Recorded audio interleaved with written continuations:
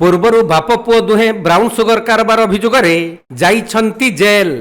ଆଉ ଏବେ ପୁଣି ଶାଶୁ ବୋହୂ ବ୍ରାଉନ୍ ସୁଗର ଚାଲାଣ କରୁଥିବା ବେଳେ ସମ୍ବଲପୁର ଟାଉନ ଥାନା ପୁଲିସ ହାତରେ ଧରାପଡ଼ି ଗିରଫ ହୋଇଛନ୍ତି।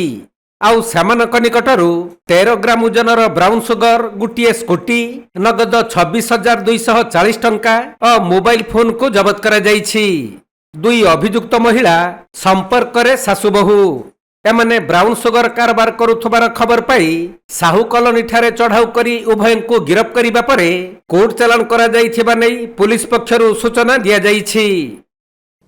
ଦେଖନ୍ତୁ, ଆମର ଗତକାଲି ଟାଉନ ଥାନା ଆଇଏସି ଗୋଟେ ବିଶେଷ ସୂତ୍ରରୁ ଖବର ପାଇଥିଲେ ଯେ ଆମର ସାହୁ କଲୋନୀ ପାଖରେ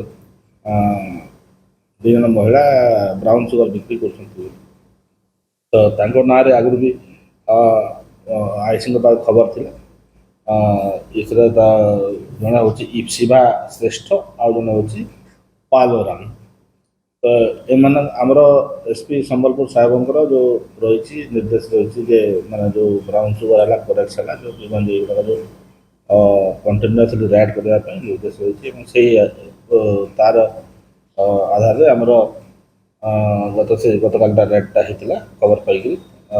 ତ ସେଥିରେ ଦୁଇ ଜଣଙ୍କୁ ଆମେ ଡିଟେନ୍ କରିଥିଲେ ଆଉ ତାଙ୍କୁ ସର୍ଚ୍ଚ କଲା ପରେ ତାଙ୍କ ପାଖରୁ 13 ଗ୍ରାମ ବ୍ରାଉନ୍ ସୁଗର ଆଉ ଗୋଟେ ଦୁଇଟା ମୋବାଇଲ ଫୋନ୍ ଆଉ 26,420 ଟଙ୍କା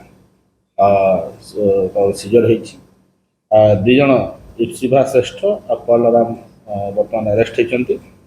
ଆମର ଯେଉଁ NDPS ଆକ୍ଟର ଯେଉଁ ପ୍ରୋସିଜିଓର ରହିଛି, ମାଜିଷ୍ଟ୍ରେଟ୍ ଆସିଲା ପରେ ସବୁ କାମ ସରିଛି ରଖାହେଇଛି। ଆଜି ତାଙ୍କୁ କୋର୍ଟରେ ପ୍ରଡ୍ୟୁସ୍ କରାଯିବ। ସେଇ କନସର୍ନରେ ଆମର ଟାଉନ ଥାନା କେସ୍ ନମ୍ବର 253/2026 अंडर सेक्शन 21 भी NDPS एक्ट केस ହେଇଛି 29 NDPS एक्ट। ଏଥିରେ ଆଉ ଗୋଟେ ଜିନିଷ ଅଛି ଯେ ଏମାନେ ତାଙ୍କର ଫ୍ୟାମିଲି ହିଁ ଏ ବ୍ରାଉନ୍ ସୁଗର ବେପାରଟା କରୁଥିଲେ। ଆଗରୁ ଆମର 15/7/2026ରେ ଆମର ଠେଲକଲି ଥାନାରେ ମଧ୍ୟ ତାଙ୍କ ଯେଉଁ ବାପ ପୁଅ ଏମାନଙ୍କର ଆରେଷ୍ଟ ହେଇକି ଫରୱାର୍ଡ଼ ହେଇଛନ୍ତି।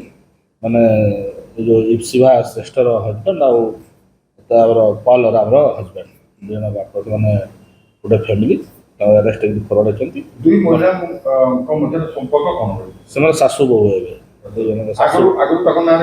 ଆଗରୁ ବାପ ପୁଅ ଆରେଷ୍ଟ ହେଇକି ଫରୱାର୍ଡ଼ ହେଇଥିଲେ, ଶାଶୁ ବୋହୂ ହେବେ। ତାଙ୍କ ନାଁରେ ଆମର ଖବର ଥିଲା, ଆମର ନଜରରେ ଥିଲେ, ସେମାନେ ସ୍କାନରରେ ଥିଲେ ଏବଂ ଏରା ସିଜର ହେଲା ପରେ ଆରେଷ୍ଟ ହେଇଛନ୍ତି। ଆଜି କୋର୍ଟ